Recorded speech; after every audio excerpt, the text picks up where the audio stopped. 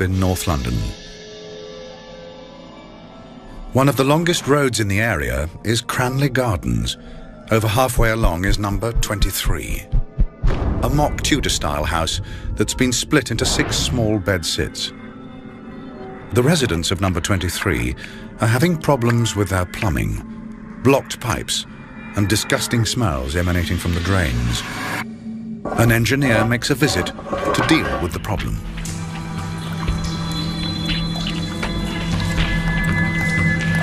Initially, there appears to be no obvious cause for the blockage. Then, something catches the engineer's eye. I found something! Caught in the drain are strange-looking lumps of meat and bone. They're like nothing the engineer has ever seen before. What is that? Highly suspicious of what they've discovered, the engineers call the police. News of their strange findings soon makes its way to Detective Chief Inspector Peter Jay. There's a day in my life that I'll never forget. I had a phone call from the early turn duty officer, a uniform inspector, and he asked me if I would come up to 23 Cranley Gardens in Muswell Hill because he'd found something in some drains that he didn't like the look of. Arriving at the scene, Jay is shown the lumps of meat and bone. Almost immediately, he fears the worst. When I looked closely at these remains, I had a funny feeling that they were human because the bones were about 3 inches long, 2.5, 3 inches long, and they had a knuckle at each end, and it looked very much like they'd come from a human hand. To try and find out for certain, Jay rushes the bones and flesh to forensic pathologist, Professor David Bowen. The bones were clearly those from the hand, small bones and a bigger bone from the wrist area. So it was quite clear from Mr. Jay's findings to me that there was the body of or parts of a body of a human being. With the remains confirmed as human, Peter Jay's mind immediately fills with horrific possibilities.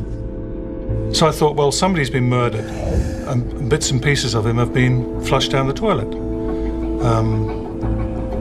And then all sorts of possibilities crop up in your mind. What else has happened? Where are the bones? Where's the rest of the body? Where's the head? The race is now on to find the rest of the body. The first clue comes when the police examine the building's plumbing system. The blockage went halfway up the drains, halfway up the side of the house. No one was living on the middle floor, so it had to be coming from the top floor. The top floor flat is rented to 37-year-old Dennis Nilsen, an executive officer at a nearby job centre. So it was a question of going straight back to 23 Cranley Gardens, and I waited inside the hallway with Steve McCusker, my deputy, in order that we could be there when the occupant of the top flat came home from work. Mr. Nilsen. Dennis Nilsen? Yes? I'm Detective Chief Inspector Peter Jay. And I've come about your drains. I didn't know the police were interested in plumbing. Are these 2 health inspectors? No. We are here because we found something in your drains. We think you can tell us where it came from. So, if you let us into your flat, we'll tell you all about it. Okay, follow me. Nothing could ever prepare Peter Jay for the horrific secrets hidden behind Nilsen's door.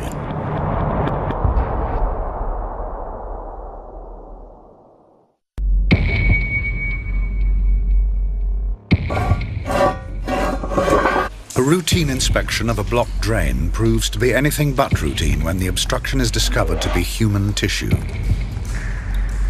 The only place the remains could have come from is the attic flat of 23 Cranley Gardens, whose sole resident is 37-year-old Dennis Nilsen. Mr. Nilsen, I've come about your drains. Waiting to meet Nilsen upon his return from work is Detective Chief Inspector Peter J. So, if you let us into your flat, we'll tell you all about it. Little does Jay realize the terrible Pandora's box he is about to open. Yeah, Nilsen's flat was the very, very top one, the 3 windows together. The first thing that struck us when we walked in through that door was the incredible smell, the smell of decomposing flesh, something that you would never fail to identify if you knew what it was. The whole thing was just strange. There was an evil smell as well as an evil feel to the whole thing. Jay decides to adopt the direct approach. My first words to Nilsen when we got in the flat was, the drains were blocked with human remains. And he said, Oh my God, how awful. Nilsen's strangely calm manner worries Jay. What was going through my mind at that time was what on earth has been going through the mind of Dennis Nilsen here? What have we got here? How do we handle him? Is he going to be okay? Is he going to suddenly lose it? And I got a bit closer to him and pushed my face closer to his, looked him straight in the eyes and said, Don't mess me about. Where's the rest of the body? I said, where's the rest of the body? And Nilsen said, OK, fair enough. It's in plastic bags in the wardrobe in the bedroom next door. I'll show you. The strangest thing for us was the fact that as he spoke, so we believed him. As a detective, you tend to sort of take most of the things that you hear with a pinch of salt. But with Nilsen, right from the start, we believed what he was saying. Jay will soon have proof that Nilsen's astonishing confession is true. And I went into the bedroom, and the smell was quite intense, even with the windows open.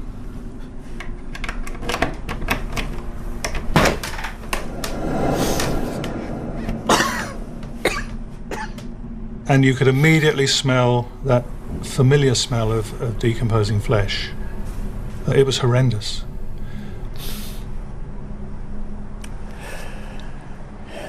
Is there anything else you want to tell me? It's a long story. I'll tell you everything, but not here. At the police station.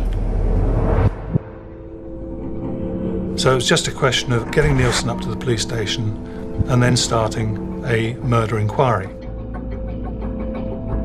The police's first task is to identify the victim and find out how they met their gruesome fate. But arresting officer Steve McCusker fears the bags could contain even more horrors. We took him to the police car and I sat in the back with him, and DCI J drove off. And there was something bothering me when I looked at the 2 sacks, and I thought, these are pretty large sacks, and if there is a dead person there, well, he was obviously a big man. And I just said to Nilsen, I said, how many bodies are we talking about here? Is it 1 or 2? And he said, Neither. It's 15 or 16, I think. It's a relief to be able to get it all off my chest. And I remember Peter almost crashing the car. And it was the chilling way that he said it that we realized that this guy wasn't kidding. We had no handcuffs, no truncheons with us, and suddenly realized we were sitting with a killer. And as I had no handcuffs, I just grabbed his jacket to make sure that he wouldn't run out of the car now that we had him. And we proceeded like that back to the police station. With Nilsen held at the police station, DCIJ and scene of crime officers return to Cranley Gardens. As each room is examined, Nilsen's flat begins to give up its horrific secrets. We found the remains of 3 victims in the bags in his bedroom. And he had cut the bodies up into 5 parts. So you had the lower torso and the upper torso had been split, and the heads had been removed. The dismembered remains are taken to Hornsey Mortuary, where the unenviable task of piecing the body parts together falls to forensic pathologist Professor David Bowen.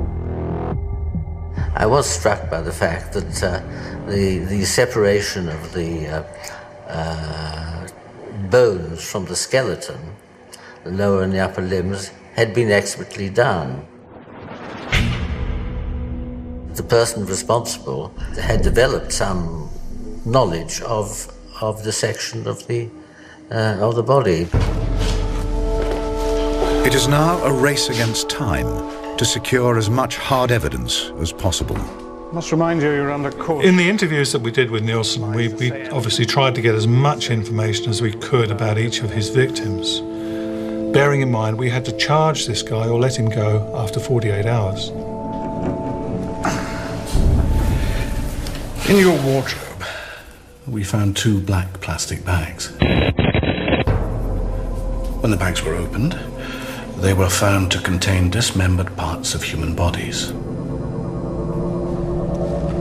Would you like to tell me what happened? In what context? Incredibly, within just a few minutes of the interview starting, Nilsen manages to shock Jay with another chilling admission. Have you searched the rest of the flat? Why?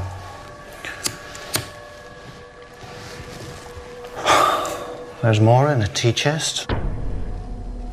And under an inverted drawer in the bathroom. The total of which is the remains of 3 people. Hidden under an upturned drawer in the bathroom, the police find the lower half of a man's body. Opening the tea chest in the living room, they uncover another torso with 2 partially dissected legs, a skull, and several bones. In all, the remains of 3 bodies. One victim had only been dead for a few days. One had been dead for 9 months, and the other had been dead for 18 months. So there were awful problems with decomposition and smells and so on and so forth. Brought the whole community together. All it took was her smile. As today's fragments made their way to the forensic laboratory. When news breaks of the gory discoveries, the press descend on North London. And it'll be the end of the week before they get through their unpleasant task. Nilsen's on-off boyfriend, Martin Hunter Craig, knows immediately who the reports are talking about. I was staying in a hostel in Dean Street in London when the news broke that there had been a man arrested for murder in Cranley Gardens in northwest London. I instantly knew that it was something to do with Des. I'd been around to see him just 2 days before and something was very wrong. He wouldn't let me in the flat and he held the door open.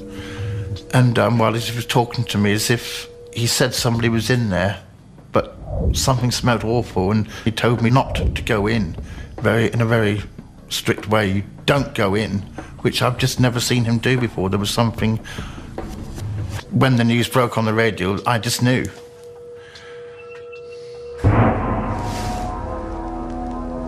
To charge Nilsen formally with murder, Jay needs to confirm the name of at least one of the victims.